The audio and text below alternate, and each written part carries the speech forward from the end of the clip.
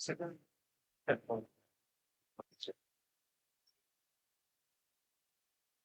morning, Lieutenant General Peralta. Tama po ba na ang birthday ninyo is May 14, 1970, Yes, sir. which was last month? Yes, sir. Meaning to say you already reached the age of 56 and you were bypassed upon seeing the adjournment of Congress on June 3. Is that correct? Yes. Yes, sir. As a matter of fact, this circumstance also applies to the rest of your colleagues, namely Vice Admiral Alan M. Javier, whose birthday is May 16, 1970. Major General Isagani Criste, birth date is April 21, 1970. Brigadier General Naisforo Diaz, birth date May 5, 1970. And Brigadier General Rus Mawate Remo, April 24, 1970. Meaning to say the five of you, General, already reached the age of 56. And everyone was bypassed upon the scene of the adjournment of Congress last June 3, 2026. That is a fact, sir. And are you aware of Republic Act 11939? Yes, sir. Republic Act 11939 amended Republic Act 11709. You're familiar with that?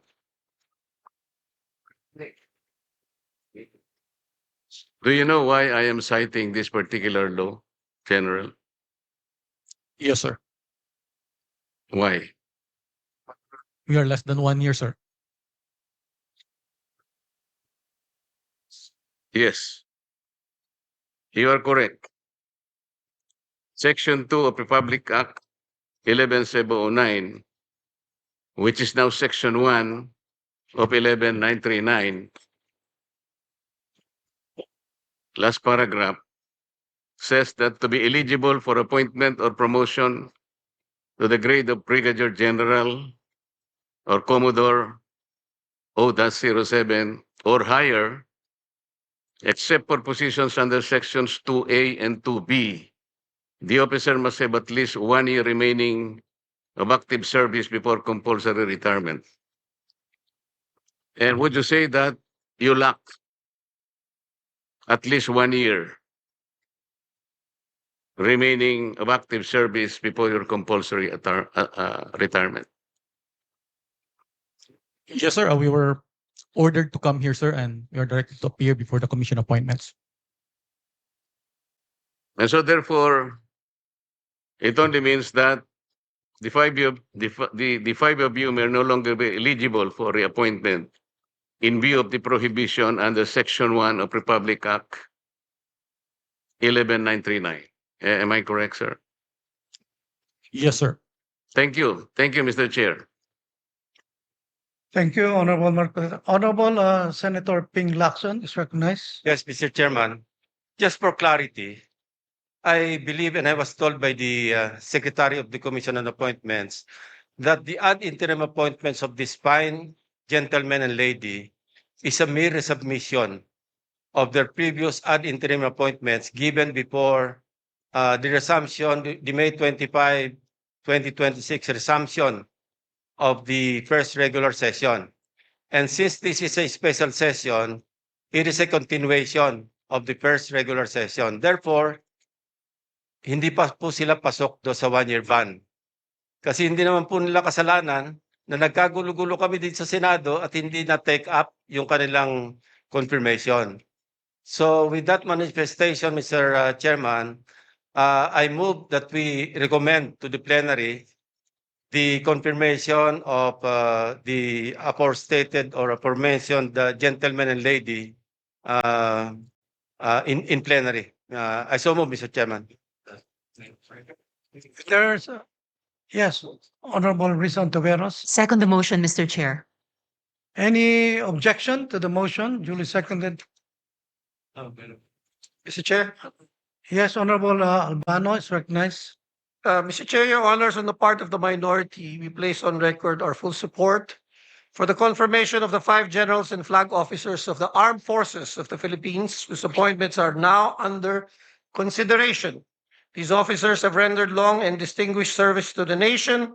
As such, the minority supports the favorable confirmation of their appointments and commends their dedication and sacrifices in their service to the Filipino people. Mr. Chair, as the acting minority floor leader on behalf of the minority and the Filipino people, we interpose no objection to their confirmation. Thank you, Mr. Chair. Thank you, Honorable Albano. Honorable Bongo is recognized.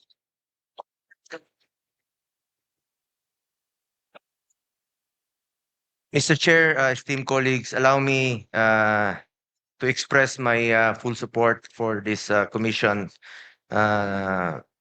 As this commission gives its consent to the well-deserved appointments of the senior officers of the Armed Forces of the Philippines. These officers have demonstrated professionalism. Opo, sir. Ano lang, support lang po. Manifestation lang po. These officers have demonstrated professionalism, dedication, and unwavering commitment to their duties in safeguarding our nation's sovereignty, protecting our people, and upholding the Constitution.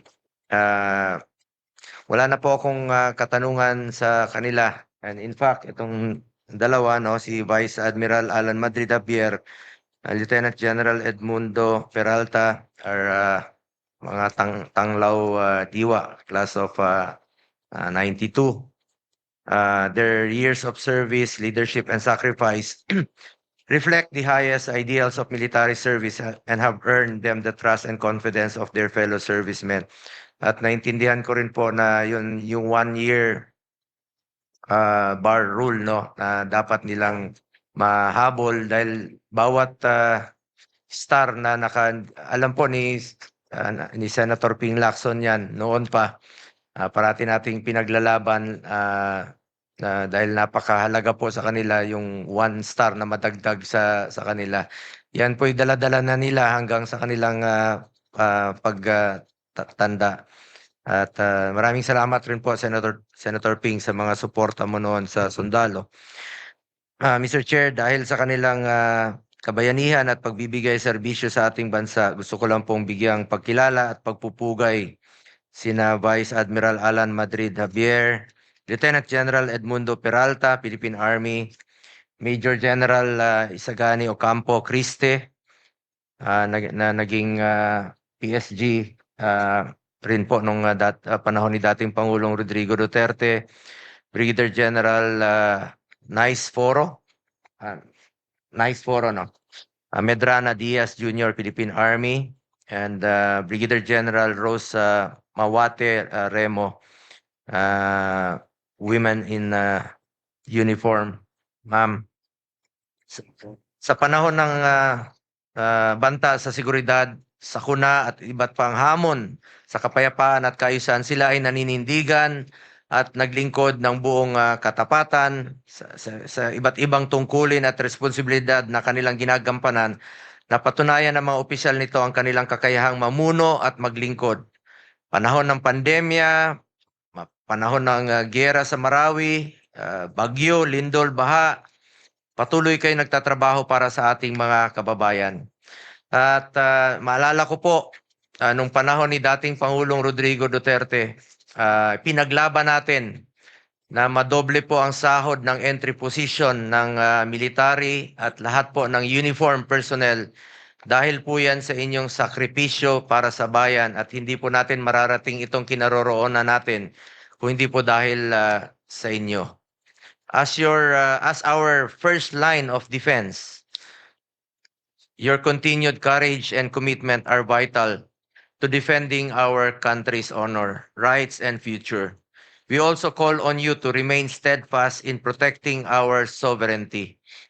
Maraming salamat po sa inyong dedikasyon, sakripisyo at walang katulad na serbisyo sa ating mga kababayan. Wala po akong katanungan kung hindi nagbibigay lang po ako ng full support dito sa ating hearing sa Commission on Appointments. Dati naman po akong membro dito since 2019. At hindi po matutumbasan ang inyong kontribusyon sa bayan. Pero meron lang po akong paalala sa ating Armed Forces of the Philippines. Unahin lagi ang interes ng bayan. Unahin po lagi ang interes ng bawat Pilipino. Mabuhay po kayo. Maraming salamat po. Thank you, Mr. Chair. Senator Bongo. Yes, Honorable Marcoleta. Mr. Chair, I did not get proper explanation on the concern that I raised before this committee. I don't think we are in a position to violate an existing law.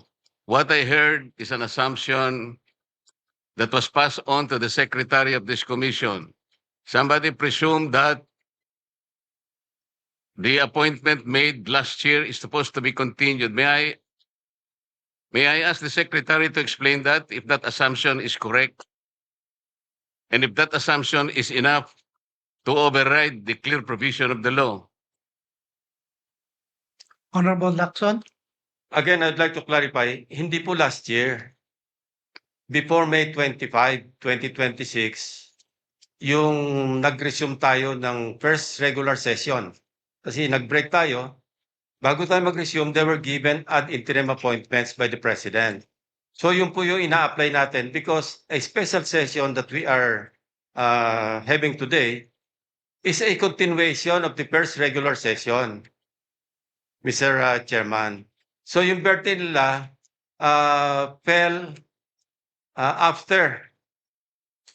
Kailan ang birthday mo, General? May 14. So yung ad interim appointments were given before May 14, I suppose. So you confirm that. So hindi ka covered ng 1-year ban.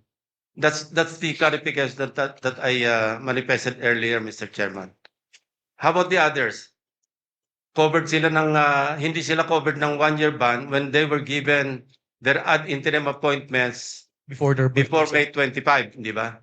Kasi kung after May 25, resumption, nomination, at saka hindi na kayo mag-apply. But since you were given your ad interim appointments, since Congress was in recess at that time, having resumed on May 25, hindi po kayo mako-cover ng 1-year ban. That's my point.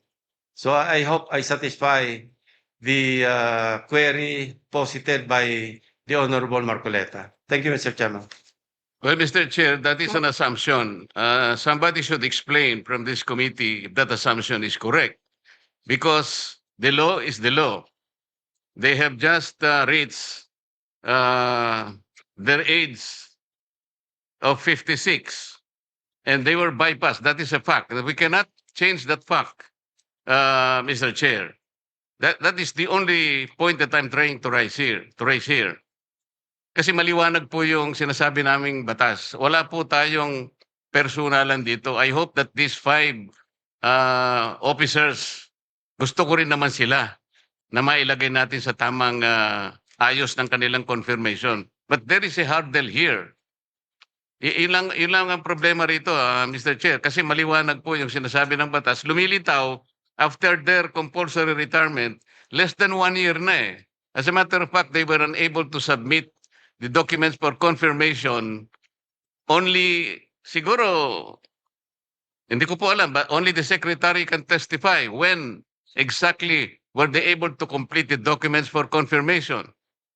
Ang may kasalanan po talaga, yung June 3 kasi, nag-adjourn, pagkatapos, sana man lang, before adjournment, sinabi natin, nag-schedule tayo, na i-confirm natin sila. Wala nga silang kasalanan, but somebody is at fault here. And then we have now a problem with the law. We cannot just simply say na we assume that they are not covered by 1-year ban. No. The law is very clear, Mr. Chair. Salamat po. Chair, session suspended.